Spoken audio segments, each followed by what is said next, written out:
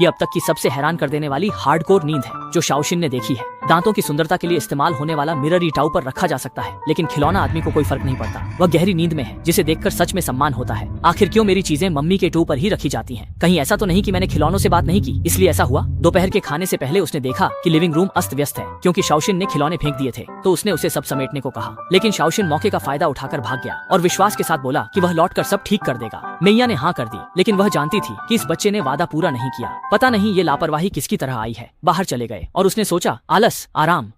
शियाओकुई दोपहर की नींद से जागी। मम्मी लिविंग रूम के सोफे पर सो रही हैं। वह दूध पीना चाहती थी पर कोशिश के बावजूद मम्मी को जगा नहीं पाई। पुकारने का कोई असर नहीं हुआ तो उसने भाई के खिलौने उठाकर खेलने लगी। खेलते खेलते गलती से एक खिलौना मैया के माथे पर लगा। मैया नहीं जागी। इसके उलट वह ऐसे सोती रही जैसे कुछ हुआ ही ना हो। ये देखकर शियाओकुई और हिम्मत से खेलने लगी और मम्मी के माथे पर खिलौनों की एक टॉवर बनाने लगी। जब टॉवर एक ऊंचाई तक पहुंच गया तो उसने क्लिप्स की मदद से उसे और ऊंचा करना शुरू किया। जैसे जैसे खिलौने ऊपर चढ़ते गए मैया की भौहें भी सिकुड़ने लगी, लेकिन चेहरे पर दर्द के भाव आने के बावजूद वह अब भी सपनों में डूबी रही। इसके बाद शियाओकुई मेज पर चढ़ गई, अपने छोटे हाथ पैरों से धीरे धीरे ऊपर चढ़ी और आखिरी खिलौना सावधानी से टॉवर की चोटी पर रख दिया। संतुष्ट होकर उसने सिर हिलाया और चुपचाप वहाँ से निकल गई। इसी समय शियाओक्सिन घर लौट आया। उसे लगा था कि मम्मी ने उसके पीछे का सारा सामान समेट दिया होगा, लेकिन सामने का नजारा अब भी बिखरा हुआ था। जब उसने देखा कि मैया के सिर पर खिलौनों का ढेर लगा है तो वह सन्न रह गया। वह एक तरफ मम्मी की गहरी नींद पर हैरान था तो दूसरी तरफ सोच रहा था कि अगर उसने अपने खिलौने समेटे होते तो यह गड़बड़ न होती। आखिर मेरे खिलौने मम्मी के माथे पर क्यों हैं? ये सब इसलिए है क्योंकि शियाओक्सिन ने खिलौने नहीं समेटे। सब कुछ शियाओक्सिन की गलती थी। उसे तुरंत बहुत पछतावा हुआ और वह झुककर जल्दी जल्दी सफाई करने लगा।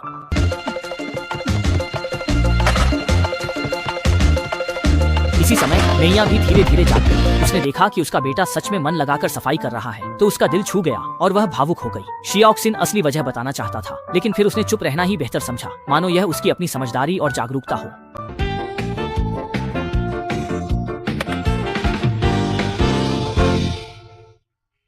ये तुम्हारे लिए है, माफ करना, मेरा बच्चा इसमें दिलचस्पी नहीं रखता। शियाओक्सिन हमेशा आकर्षक बड़ी बहनों के प्रति लगाव रखता था, लेकिन अपनी उम्र की लड़कियों पर उसका ध्यान कम जाता था। कुछ छोटी लड़कियां शियाओक्सिन की शख्सियत और उसके हास्य भाव पर मोहित थीं।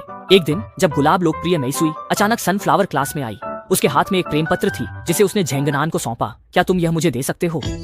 असल में उसका निशाना झेंगनान ही था। इस हरकत ने सभी सहपाठियों को हैरान कर दिया। मेइसुई के जाने के बाद सभी बच्चे झेंगनान के चारों ओर इकट्ठा होकर अपनी हैरानी और जिज्ञासा जाहिर करने लगे। बस फेंगजियान ही खुश नहीं दिख रहा था। मेइसुई ने झेंगनान को इसलिए चुना क्योंकि उसे लगता था कि वह ईमानदार और भरोसेमंद है। उसने दोस्ती का प्रस्ताव भी हिम्मत से रख दिया और तय किया कि वे लंच ब्रेक में स्लाइड के पास मिलेंगे। झेंगनान के लिए यह पहली बार था जब किसी लड़की ने इतनी साफ दिलचस्पी दिखाई थी, जिससे वह इतना घबरा गया कि लगभग बेहोश ही हो गया।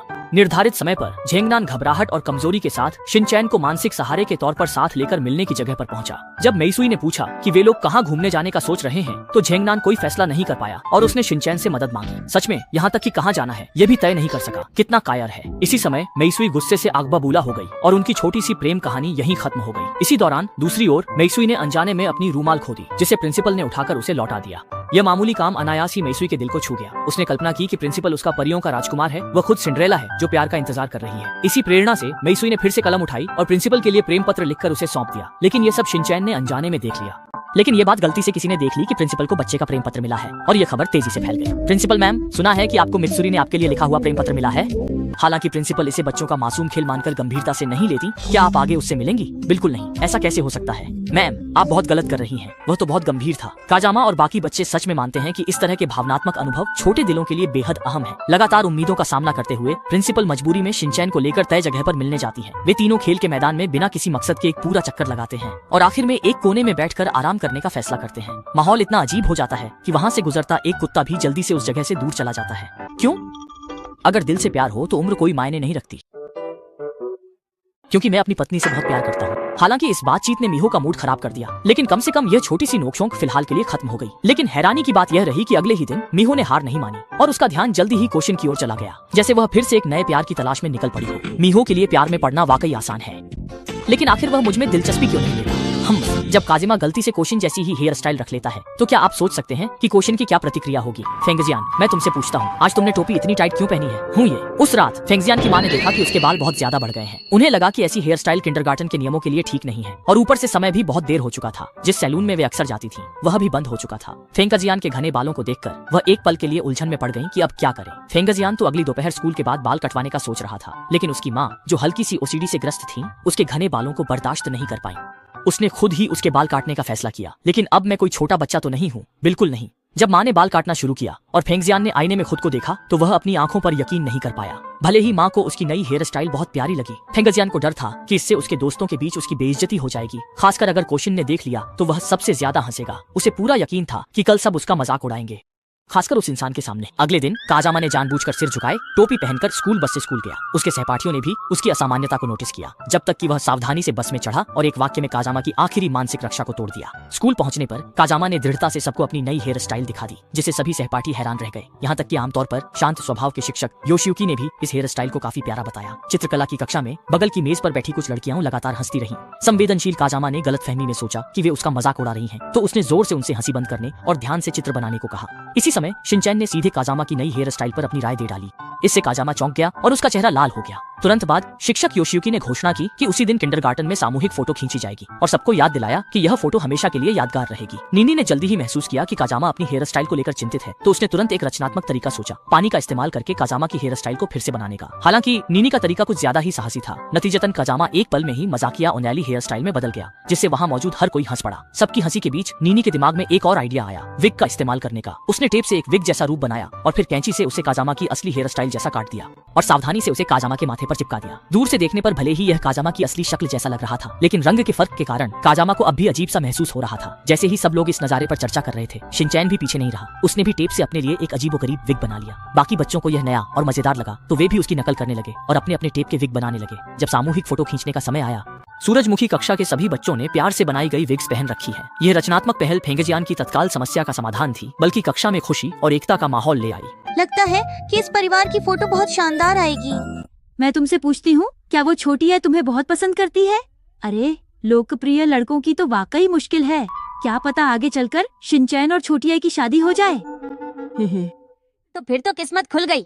अगर मेरी और शिनचैन शादी हो गई, रोजमर्रा जिंदगी क्या ऐसी ही होगी? जब मिसेज नोहरा ने सुना कि छोटी आई को शिनचैन पसंद है, तो उसके मन में एक सुंदर सपना बन गया कि शिनचैन आगे चलकर किसी अमीर घर में शादी करेगा।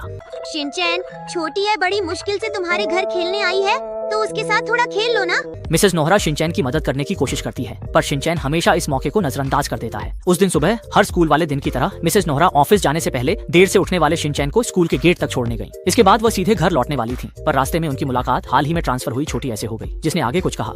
स्कूल के बाद मैं आपके घर आना चाहती हूँ। किंडरगार्टन में शिनचैन से बहुत मदद मिलती है, इसलिए मैं आपके घर आना चाहती हूँ। तुम जब चाहो खेलने आ सकती हो।